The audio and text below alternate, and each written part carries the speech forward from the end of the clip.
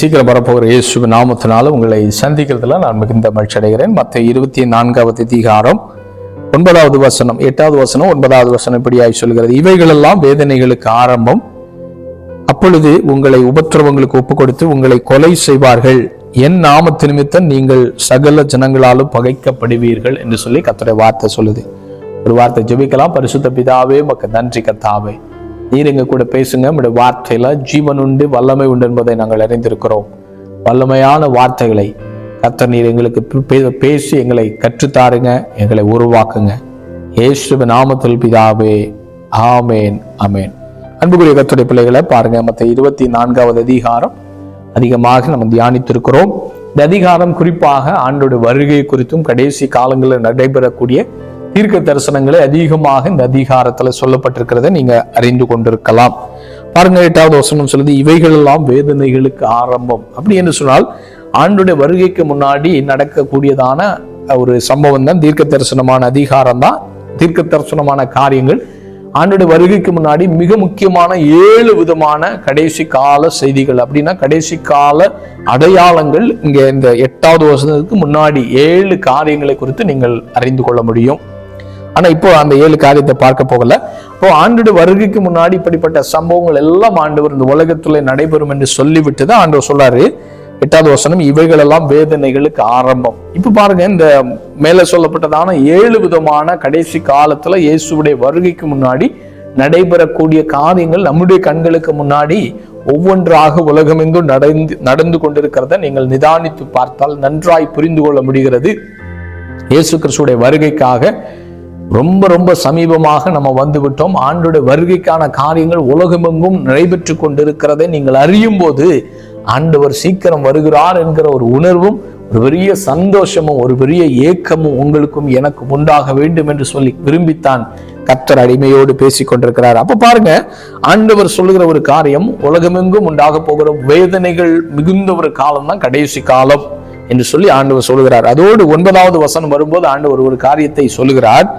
அப்பொழுது உங்களை உபத்திரவங்களுக்கு ஒப்பு கொடுத்து என்று சொல்லி ஆண்டவர் பேசுகிறார். பாருங்க, இது யாருக்கு ஆண்டவர் பேசுகிறார் என்று சொல்லி நீங்கள் 24வது அதிகாரத்துல ஃபர்ஸ்ட் வசனத்தை படித்து பார்த்தால், சீசர்கள் இயேசு கிறிஸ்துவிடத்துல வந்து இயேசு கிறிஸ்து ஒலிவ மலையில உட்கார்ந்து கொண்டு அவர் என்ன செய்யறாரு, எருசலேமில் ஊழியத்தை அவருடைய மரண நாட்கள் வருவதற்கு முன்னாடி அவருடைய முடிவு காலம் வரும்போதுதான் இந்த ஊழியத்தை அவர் செய்துவிட்டு எருசலேமிலிருந்து ஒலிவ மலைக்கு அருகாமையில ஓய்வெடுத்து கொண்டிருக்கும் போது சீசர்கள் ஆண்டவராக இயேசு கிறிஸ்துவிடத்துல வந்து அந்த எருசலேமின் அழகை குறித்தெல்லாம் வர்ணித்து கொண்டிருக்கிற சூழ்நிலையில தான் ஆண்டவராக இயேசு கிறிஸ்து அந்த வருகைக்கான அடையாளங்களை குறித்த காரியங்களை கர்த்தர் அவர்கள் சீசர்கள் கேட்டது நிமித்தமாகவும் அதற்கு முன்னாடி பல காரியங்கள் சம்பவங்கள் எல்லாம் உண்டானது. அதன் நிமித்தமாக ஆண்டவராக இயேசு கிறிஸ்து சீசர்களுக்கு சொன்ன அந்த தீர்க்க தரிசனம் தான் இப்போ நம்ம படித்தோம்.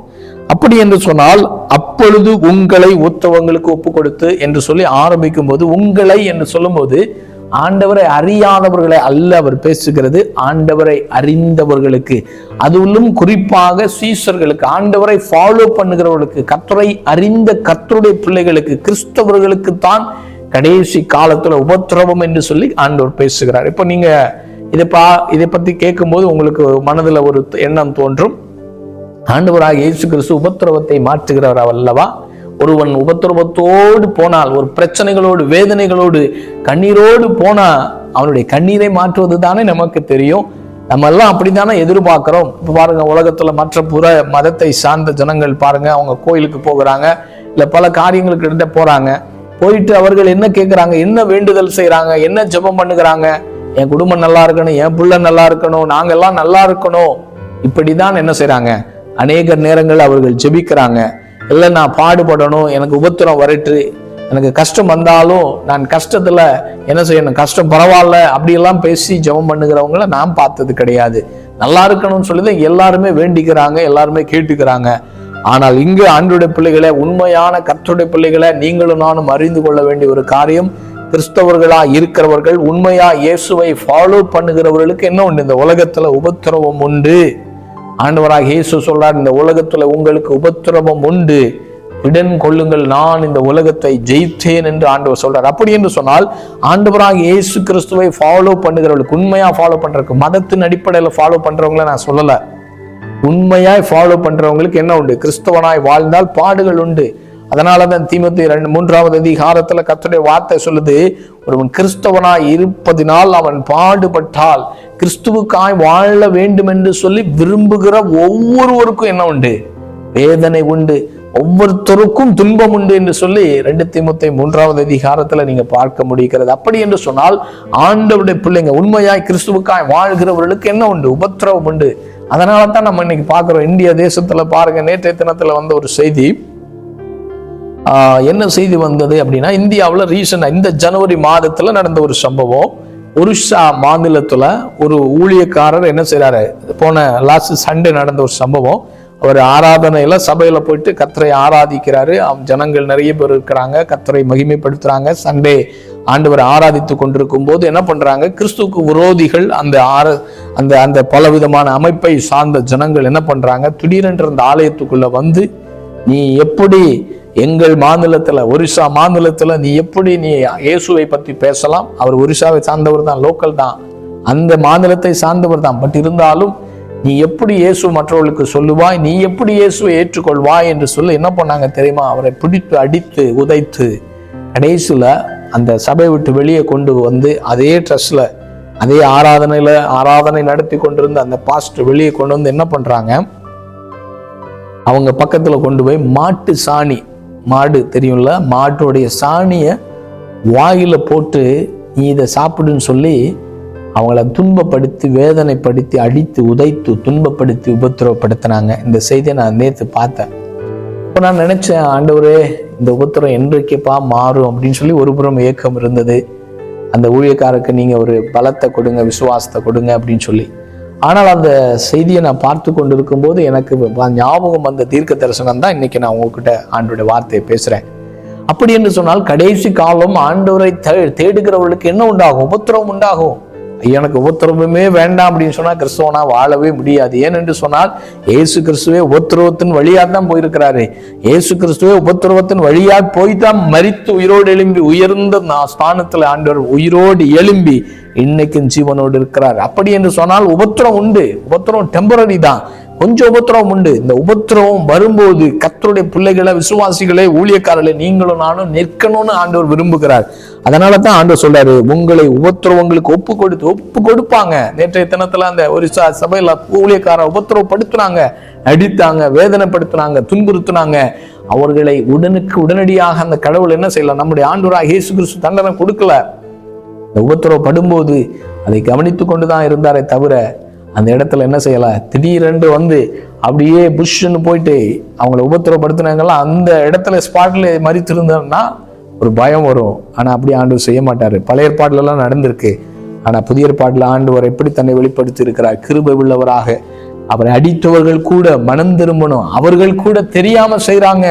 அவர்களும் ஒரு நாள் என்னை நம்பி என்னை தேடி வரணும்னு சொல்லி விரும்புகிறவர் தான் நம்முடைய ஆண்டவராகிய இயேசு கிறிஸ்து. இதே பழைய ஏற்பாட்டுல படித்த அந்த யெகோவா தேவனா இருந்தா அப்பவே அக்கினி வந்து அவங்க எல்லாம் சுட்டு பொசுக்கி இருப்பாரு. ஆனால் ஆண்டவராகிய இயேசு கிறிஸ்து கிருபையின் காலத்துல நம்ம வாழ்கிறதுனால இந்த உபத்திரவத்தை சகிக்கும் போது உபத்திரவப்படுத்தினவர்களும் என்ன செய்வார்கள்? ஆண்டவரை அறிந்து கொள்வார்களும் அவர்களும் கர்த்தருடைய பிள்ளையாய் மாறுவார்கள் என்பதுதான் உண்மை. ஆனால் அது ரொம்ப கடினமானதுதான். அந்த உபத்திரவப்படுத்தும் போது அதை கடந்து செல்கிறதுங்கிறது சாதாரண விஷயம் இல்லைங்க.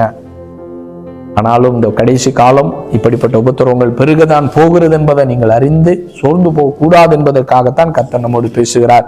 கடைசியாக ஒரு காரியத்தை சொல்கிறேன். பழைய பாட்டுல பாருங்க, இப்படிப்பட்ட ஒரு சம்பவம் நடந்திருக்கிறது.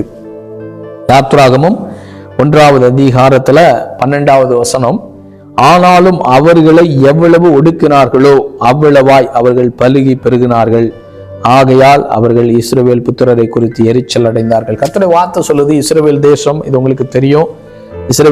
இஸ்ரவேலர்கள் எங்க இருக்கிறாங்க? எகிப்துல அடிமைத்தனத்துல இருக்கிறாங்க. அடிமைத்தனம் யோசேப்புடைய காலத்துல அங்க அடிமைத்தனமாய் போகிறார்கள். யோசேப்பு இருக்கும்போது அங்க மகிமையான வாழ்க்கை வாழ்ந்தார்கள், பலுகி பெருகி கொண்டே போயிட்டு இருந்தாங்க. ஆனால் யோசேப்பை அறியாத ஒரு ராஜா வருகிறார், இந்த ஜனங்களை உபத்திரவப்படுத்த ஆரம்பிக்கிறார். காரணம், இஸ்ரவேல் ஜனங்கள் பெருக ஆரம்பித்தார்கள்.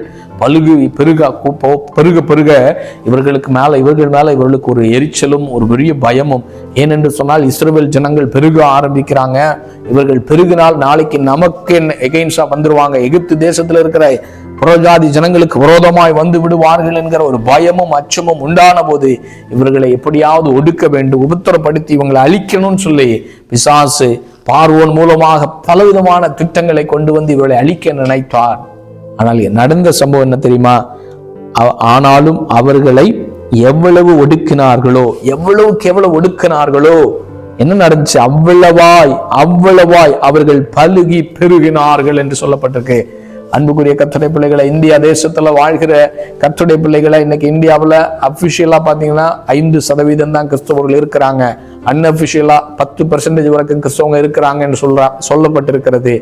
ஆனால் வருகிற காலம் பாருங்க, அநேக ஜனங்கள் இயேசுவே உண்மையான தெய்வம் என்று சொல்லி இந்திய தேசத்துல அநேக ஜனங்கள் இயேசுவை அறிந்து கொள்ள போகிறாங்க. இதை நான் தீர்க்க தரிசனமாய் சொல்லுகிறேன். இந்த கடைசி காலத்தில் அப்படிப்பட்ட ஒரு எழுப்புதலின் காலம்தான் இந்த கடைசி காலம் உலகமெங்கும் வரப்போகிறது. அது இந்தியாவிலும் உண்டாக போகிறது. காரணம், 12 அப்போஸ்தலர்களை ஒரு அப்போஸ்தலனாகிய அப்போஸ்தலர் தோமாவை அனுப்பின நம்முடைய சென்னை பட்டணத்துல ஆண்டவராகிய தேவன் இன்னைக்கு பாருங்க எத்தனை சபைகளை ஆண்டவர் எழுப்பி கொடுத்திருக்கிறார். ஏன் சும்மாவா? இந்தியாவை கர்த்தர் நேசிக்கிறாரு. மதத்தை பரப்புவது அல்ல அவருடைய நோக்கம். ஜனங்கள் மனம் திரும்பி அவருடைய பிள்ளைகளாய் மாற வேண்டும்.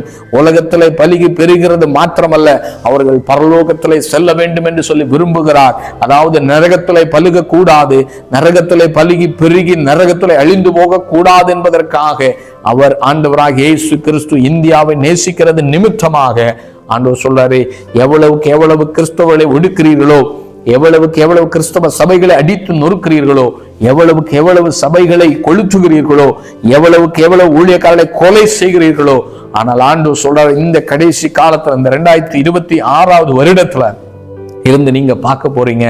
தீர்க்க தரிசனமாய் கர்த்தர் சொல்றாரு, ஒரு பெரிய எழுப்புதலை இந்திய தேசம் பார்க்க போகிறது. இதுவரையிலும் இல்லாத அளவுக்கு ஆண்டவர் சொல்றாரு, எவ்வளவுக்கு எவ்வளவு அவளை ஒடுக்க நினைக்கிறார்களோ அவ்வளவாய் அவர்கள் பலுகி பெருக போறாங்க. இந்தியாவில் கிறிஸ்தவர்கள் பலுகி பெருக போறாங்க. சும்மா கிறிஸ்தவர்களை மதத்தை மாற்றுவது அல்ல, மனசை மாற்ற போறாங்க. மனதை மாற்ற போகிறார் ஆண்டவர். அநேகருடைய இருதயத்தை திருப்புகிற காலம், கர்த்தரை நோக்கி உண்மையான ஜீவனுள்ள தேவனை நோக்கி திருப்புகிற காலம் தான் இந்த கடைசி காலம் என்று ஆண்டவர் சொல்றாரு. ஆகையால் அவர்கள் இஸ்ரவேல் புத்திரரை குறித்து எரிச்சல் அடைந்தார்கள். எரிச்சல் அடைவாங்க, உண்மைதான்.